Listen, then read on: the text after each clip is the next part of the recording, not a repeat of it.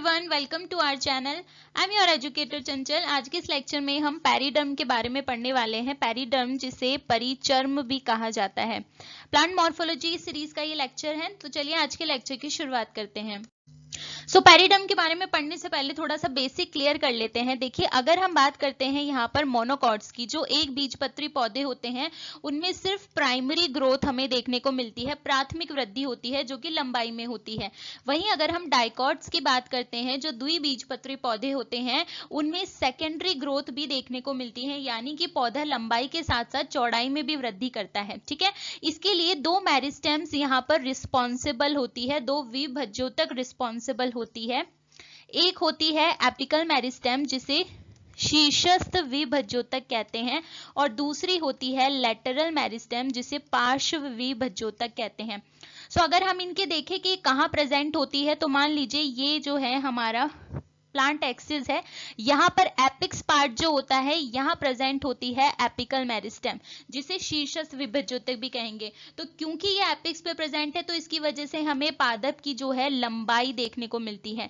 वहीं अगर हम लेटरल मेरिस्टेम की बात करें तो ये लेटरली प्रेजेंट होती है। तो जब यहाँ पर सेल डिवाइड करेगी तो पौधा क्या है, पौधे की चौड़ाई बढ़कर आएगी। ठीक है, उसकी ग्रिथ बढ़कर आएगी। तो अगर हम बात कर रहे हैं मोनोकॉट्स की, तो उनमें सिर्फ प्राइमरी ग्रोथ होती है, एपिकल मेरिस्टेम देखने को मिलती है। जबकि अगर डाइकॉट की बात करते हैं, द्विबीजपत्री पौधे की, तो उनमें लेटरल मेरिस्टेम भी होती है जो कि पौधे की चौड़ाई में वृद्धि करवाती है। ठीक है, अगर हम बात करते हैं उन प्लांट्स की जिनमें कि सिर्फ प्राइमरी ग्रोथ होती है, प्राथमिक वृद्धि होती है, तो उन पादप में क्या होता है, जो आउटर मोस्ट लेयर होती है, बाहरी परत होती है, वो एपिडर्मिस होती है, अधिचर्म जिसे कहा जाता है। ठीक है, लेकिन अगर हम बात करें जिनमें द्वितीयक वृद्धि होती है, वहां पर आउटर मोस्ट लेयर कौन सी हो जाती है, पेरिडर्म हो जाती है। अब वो कैसे हो जाती है, देखिए, पेरिडर्म जो है सबसे पहले प्रोटेक्टिव टिश्यू है।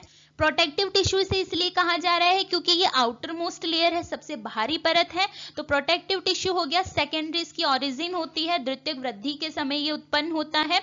लेटरल मेरिस्टेम से बनकर आएगा क्योंकि इसके जो है सेकेंडरी ग्रोथ है, तो लेटरल मेरिस्टेम से ही होगी।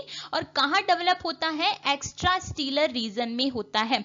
अब देखिए, एक्स्ट्रा स्टीलर रीजन कौन सा है, स्टीलर रीजन कौन सा है, इसको डिटरमाइन करती है एक लेयर जिसे कहा जाता है पेरिसाइकल। क्या कहते हैं, पेरिसाइकल। तो पेरिसाइकल के जितना भी अंदर का भाग होगा, यहाँ अंदर वाला भाग होगा, वो सभी स्टीलर रीजन होता है। स्टीलर रीजन में कौन कौन आएंगे, जाइलम आएगा, फ्लोएम आएगा, पिथ रीजन आएगा हमारा। ठीक है, वहीं पेरिसाइकल से बाहर का जितना भी रीजन होता है, इसके बाहर के जितने भी टिश्यू होते हैं, वो सभी एक्स्ट्रा स्टीलर रीजन वाले होते हैं, जिसमें क्या क्या आ जाएगा, उसमें एंडोडर्मिस हो जाएगी, कॉर्टेक्स हो जाएगा, पेरिडर्म ऑल्सो, एपिडर्मस हो जाएगी। ठीक है, तो ये सारी चीजें क्लियर है।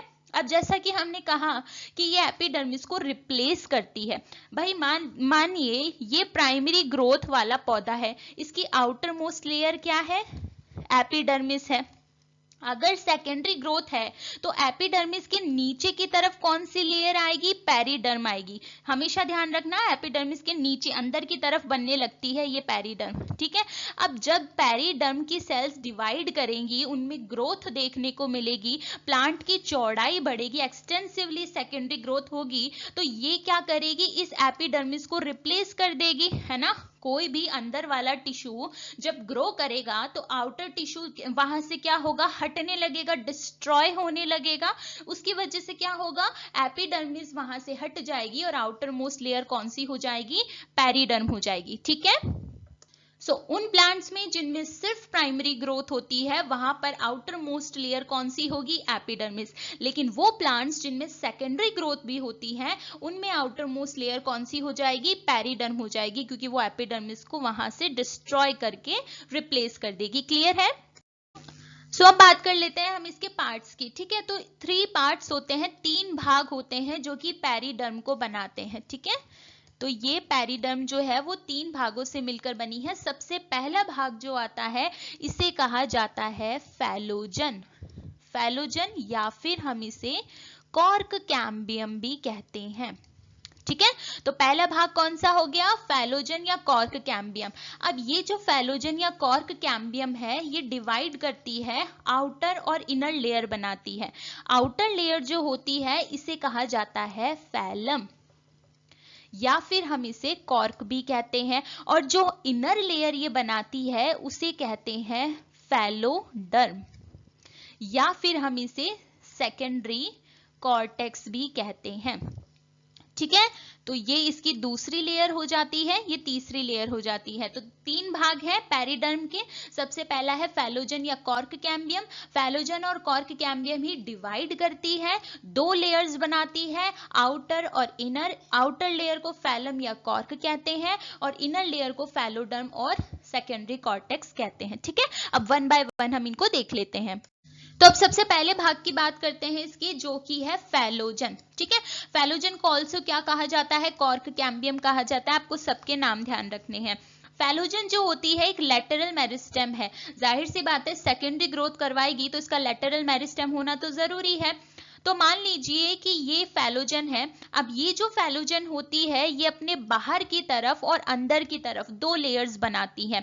बाहर की तरफ जो लेयर्स बनाती है, जैसा कि हमने पहले भी कहा, उसे क्या कहते हैं, फैलम कहते हैं या फिर कॉर्क कहते हैं। और अंदर की तरफ जो सेल्स बनाती है उसे हम क्या कहते हैं, फैलोडर्म या फिर सेकेंडरी कॉर्टेक्स। अब आप ये याद कैसे रखोगे, हमेशा ध्यान रखना कॉर्टेक्स जो है वो तो अंदर की तरफ ही होगा। ठीक है, तो कॉर्टेक्स या सेकेंडरी कॉर्टेक्स या फैलोडर्म जो है वो अंदर वाली जो लेयर होगी और फैलम या कॉर्क जो है वो बाहर वाली होती है। ठीक है, अब बिकॉज हमने कहा कि ये सेकेंडरी ओरिजिन की होती है तो ये मैच्योर सेल से बनेंगी, क्योंकि वो सेल्स क्या है, एक जो है डिवीजन का फेज ले चुकी होगी, डिफरेंशिएशन का फेज ले चुकी होंगी, तो मैच्योर सेल्स होंगी लेकिन लिविंग सेल्स होंगी। जाहिर सी बात है लिविंग सेल्स होना जरूरी है, तभी तो वो डिवीजन करके आउटर और इनर लेयर बनाएगी, यानी फैलम और फैलोडर्म का फॉर्मेशन करेगी।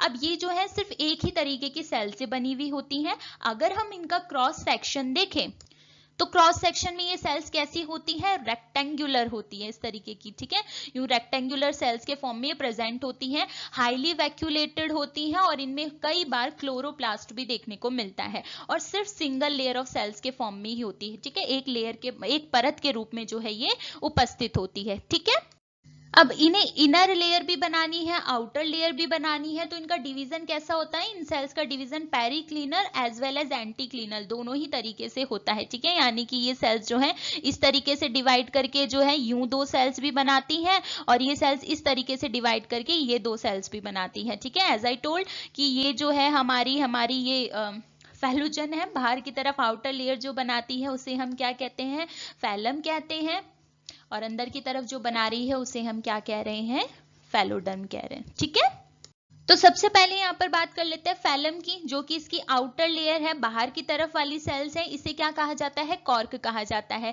ये सेल्स कैसी होती है, कॉम्पैक्ट होती है और मैच्योरिटी पर डेड हो जाती है। अब देखिए अगर वो बाहरी लेयर है, बाहर की तरफ है, आउटर लेयर है, उस पर सुबेरिन का डिपोजिशन हो गया, उसका निक्षेपण हो गया, तो जाहिर सी बात है वो सेल कैसी हो जाएंगी, डेड हो जाएंगी, मृत कोशिकाएं हो जाएंगी। ठीक है, क्यों हो जाएंगी, क्योंकि उन्हें क्या है, सेल को उन्हें क्या है, प्रोटेक्शन देना है, टिश्यूज को क्या देना है, प्रोटेक्शन देना है, जितने भी अंदर के टिश्यूज हैं।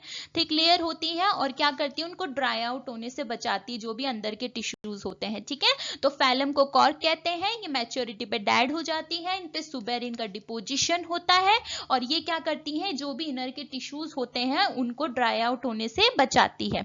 सो अब अगर हम बात करते हैं फैलोजन के अंदर वाली लेयर की, तो इसे कहा जाता है फैलोडर्म, ऑल्सो इसे क्या कहेंगे, सेकेंडरी कॉर्टेक्स कहते हैं। ये जो सेल्स होती हैं वो लिविंग सेल से बनी हुई होती हैं। अब जाहिर सी बात है ये कॉर्टेक्स वाला पोर्शन हम कह रहे हैं, तो कॉर्टेक्स तो हमेशा लिविंग सेल्स होती हैं।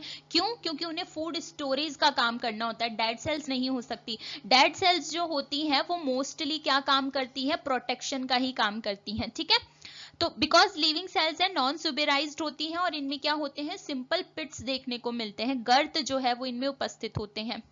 प्रोटोप्लास्ट होता है और कई बार इनमें क्लोरोप्लास्ट भी होता है। तो फंक्शन क्या हो जाएगा इनका, एक तो फूड स्टोर करना, दूसरा फोटोसिंथेसिस करना, क्योंकि क्लोरोप्लास्ट की प्रेजेंस है तो ये फोटोसिंथेसिस भी कई बार करती हैं। ठीक है, सो आज के लेक्चर में इतना ही। आई होप सो आपको पैरीडर्म्स जो है वो अच्छे से समझ में आया हो। फिर भी अगर कोई आपको डाउट रहता है तो आप कमेंट करके मुझसे जरूर पूछ लीजिएगा। चैनल सब्सक्राइब कर लीजिएगा and stay tuned for upcoming interesting lectures. Thank you.